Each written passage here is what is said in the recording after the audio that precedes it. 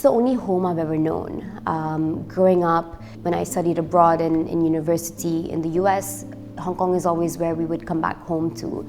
So it's a very emotional place for me. I hold a lot of sentiment to Hong Kong. I was born and brought up in Hong Kong. My family has been here since the 60s. Ethnically, we're Indian, and we're still very connected to our roots in India. Ancestrally, we're from Rajasthan, but now my family is scattered between the metro cities of Delhi and Mumbai. A lot of Hong Kong kids consider themselves as third culture kids. And the thing with third culture kids is that you can't fully identify with any one country or culture. So when I go to India, there are times where I feel like a foreigner. And then sometimes when I come back here, I also feel like a foreigner. India is, of course, mostly Indians. The culture is very rich and it's a very prominent culture, whereas Hong Kong is more of a cultural melting pot. In terms of market size, India is huge. It's a 1.4 billion population, whereas Hong Kong is just about 7 million. The Indian community has also been quite successful in Hong Kong in business ventures, in also being a part of the larger society that Hong Kong is. It's a very expensive city. If you want to rent a space, if you want to open a store or a studio or a gallery or anything, the capital needed is too high because of the rent prices.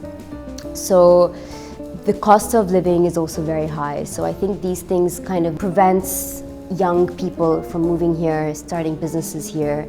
And I think that is definitely something that perhaps the city can make more room for. I have this hobby, in a sense, of always going to a Watson's store and checking out the sanitary pad aisle. When I look at the packaging of sanitary pads here, I just feel that it lacks so much, it lacks character. It doesn't speak to women. It feels like you're buying dental floss or you're buying toothpaste. But a sanitary pad caters to a much more sensitive part of a woman's life. Take a generic pad brand.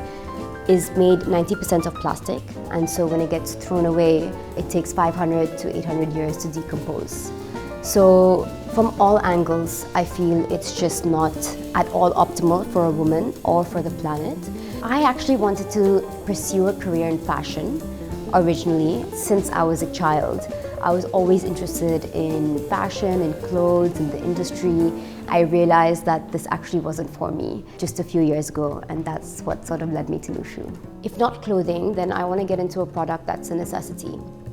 And that was one of my green lights. And then fast forward a few months, a friend of mine from Paris called me and she told me about period underwear. When I first put it on, I found it to be so comfortable. It felt like a normal underwear. And I switched overnight. I started appreciating having a period. I realized that having a period is the reason that women can recreate. It's truly a power. It just completely changed my perception. And so there weren't many taboos as such that were on a day-to-day basis that I was dealing with, but it's sort of very buried into your subconscious because it's never been something that's been spoken about very openly growing up. The number one concern we get is about hygiene. And again, it's because pad brands have told you every 4 hours or every 6 hours you need to change your pad for hygiene purposes. But with period underwear, the beauty of it is that it's 4-layered, and the layer which absorbs all the menstrual blood is stitched inside the underwear. So it's not exposed to air, and it's not exposed to your skin either. So we launched in Hong Kong in October of 24, and India was September of 23. The idea is really to make it a pan-Asia brand. I am very passionate about lots of different markets in Asia, especially I see Asia being the future. All the markets are developing at rapid paces, and I really love seeing that. So we want to make the brand a pan-Asia brand for the average Asian woman.